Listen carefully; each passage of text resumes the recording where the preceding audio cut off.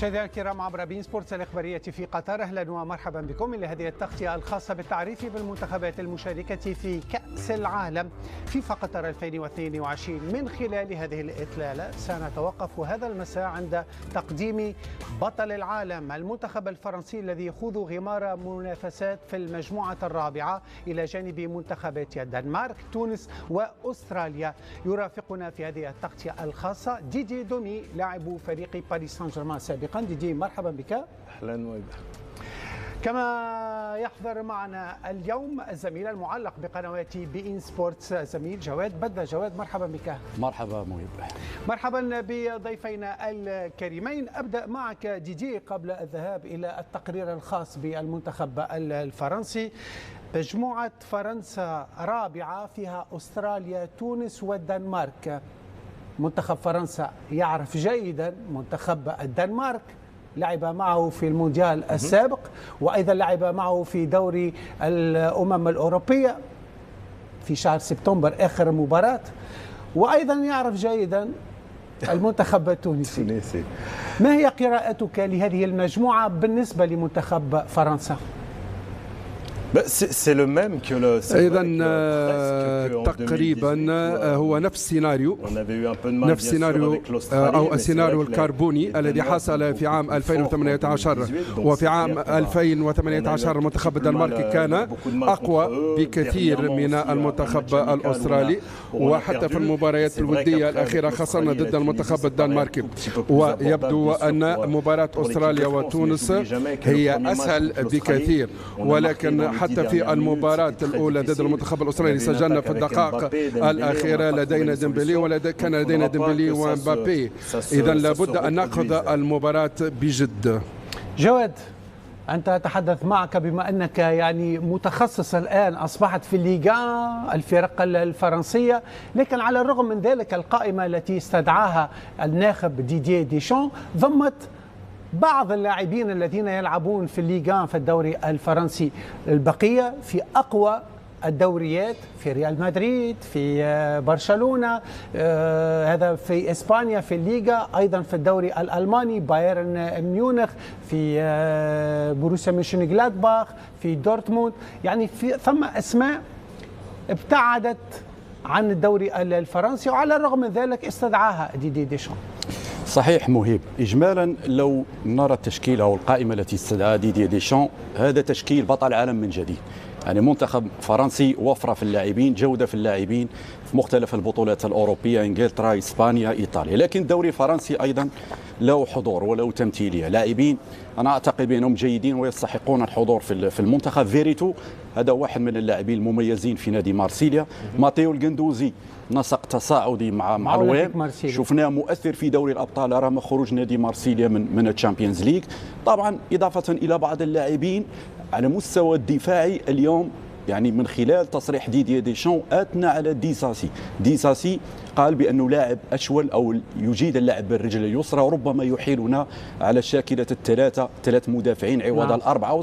ربما سنتطرق لهذا الموضوع على مستوى الشق التكتيكي. لكن إجمالا الدوري الفرنسي حاضر بهذه الأسماء، رغم أن التشكيلة الأساسية أنا أعتقد لن يخرج عن النجوم والعناصر والثوابت اللي حققت اللقب العالمي زائد الأسماء المتألقة حاليا. قلت أسماء متألقة في الدوري الإسباني وأيضا الدوري الألماني وأيضا الدوري الإنجليزي، أسماء صحيح. موازنة صحيح. ويعول عليها صحيح. الكثير.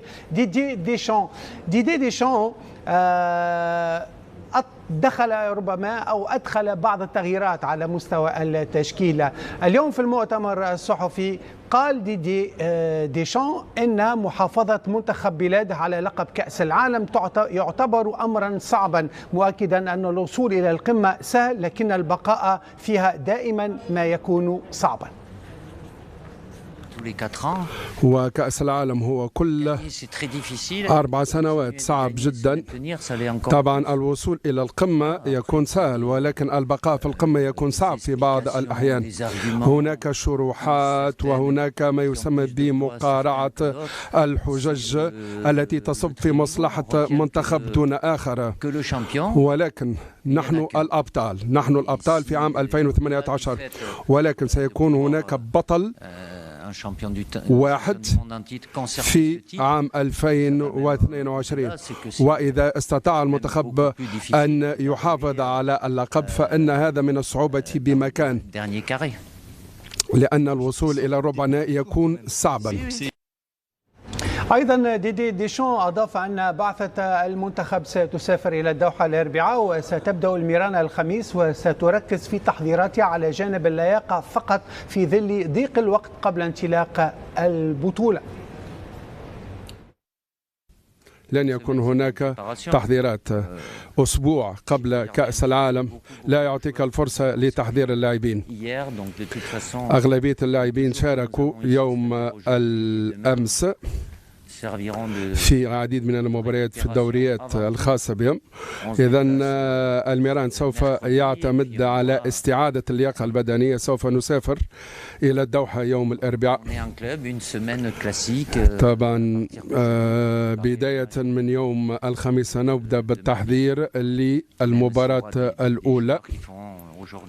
صحيح بالإمكان أن يكون لدينا بعض اللاعبين الذين يتفوقوا عن اللاعبين الآخرين. بعض اللاعبين لم يشاركوا في المباريات الأخيرة، ولكن يوم الخميس هو يوم الحسم والكل سيكون مشاركا في الميران. كان هذا إذن ديدي ديشون مدرب منتخب فرنسا. ليس هناك الوقت الكافي للتحضير لكأس العالم. هل نفهم ديدي من كلام الناخب الفرنسي أن التحضير سيكون عند انطلاق هذه البطولة، يعني من الدور الأول هي ستكون مفتاح ربما التحضير ثم التفكير في العبور إلى الدور المقبل، تقريبا مثل ما حدث في مونديال روسيا 2018؟ هذا شيء طبيعي. ليس من السهل على الناخب الوطني أن يجهز اللاعبين في غضون أسبوع، لأن الفترة التي تسبق كأس العالم لم تكن كافية. إذن لابد من تقوية الأفكار التكتيكية، وثانيا إعادة التأهيل البدني لبعض اللاعبين واستعادة بعض اللاعبين للعافية البدنية. إذن في أسبوع أو في مدة زمنية قدرها أسبوع لا يمكن القيام بذلك. إذن أنا أتفهم مخاوف كل ناخب وطني. قال أن المنتخب الفرنسي سوف يسافر يوم الأربعاء إلى الدوحة، سيبدأ الميران يوم الخميس، ولكن ما ينطبق على سيدي ديدي ديشون ينطبق على بقية المدربين، وعلى كل مدرب أن يتأقلم مع الظروف. صحيح شهر أكتوبر كان صعب جدا. اللاعبون خاضوا مباريات دوري أبطال أوروبا والدوري الأوروبي والدوريات الخاصة بهم. إذن ولكن الطراوة البدنية ستكون موجودة مقارنة مع شهر يونيو. جواد، ديدي ديشان يؤكد كلامك، يعني هناك ثوابت في المنتخب الفرنسي. الوقت ضيق مثل ما قال، ليس هناك الوقت للوقوف عند جاهزية ربما البعض. لديه الفكر التكتيكي والفلسفة التكتيكية التي سيلعب بها في هذه البطولة العالمية. صحيح ديدي ديشان دائما يعني لديه قناعات صعب رغم الانتقادات، لكن دائما مؤمن بأفكاره بفلسفته بإدارته للمباريات. كتكملة لي طبعا تفسير وتحليل ديدي دومي بخصوص تحضيرات، أنا أعتقد أن ديدي ديشان أخذ مسابقة دوري الأمم الأوروبية كفترة تحضيرية. يعني صحيح هناك جدية، لازم مسابقة رسمية من طرف الويفا، لكن في نفس الوقت لو لاحظنا التشكيل الذي كان يلعب به في اليوروبا ليج أو في دوري الأمم الأوروبية، تشكيلة تتغير من مباراة لمباراة. صحيح. حتى أن سيستم اللعب كان يتغير حتى يجد التوليفة المناسبة. صحيح. وهو يدرك جيدا أيضا. صحيح. لما لعب ضد الدنمارك يعلم جيدا. صحيح. أنه سيواجه الدنمارك. صحيح. في الكأس العالم رغم الخسارة، لكن في كأس العالم شيء ثاني، شيء آخر، تدبير آخر، ومناسبة يعني مغايرة تماما لدوري الأمم الأوروبية.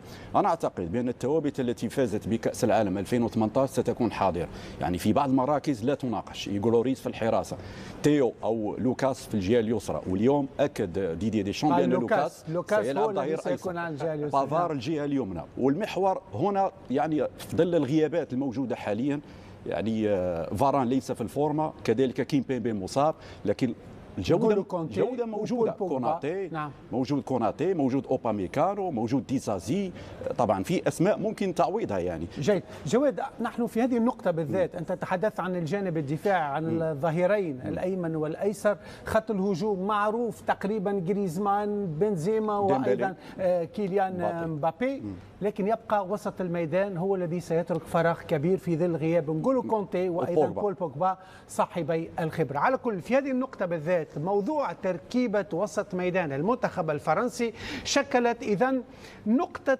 الاستفهام الابرز في قائمه المدرب ديدي ديشان في ظل غياب مثل ما ذكرنا نغولو كونتي وبول بوجبا بداعي الاصابه ونقص الخبره ايضا الدوليه لدى بعض اللاعبين على غرار تشواميني وكامافينغا وفوفانا وحتى الرابيو. على اي حال المزيد من التفاصيل في تقرير نسيم طالبي من باريس.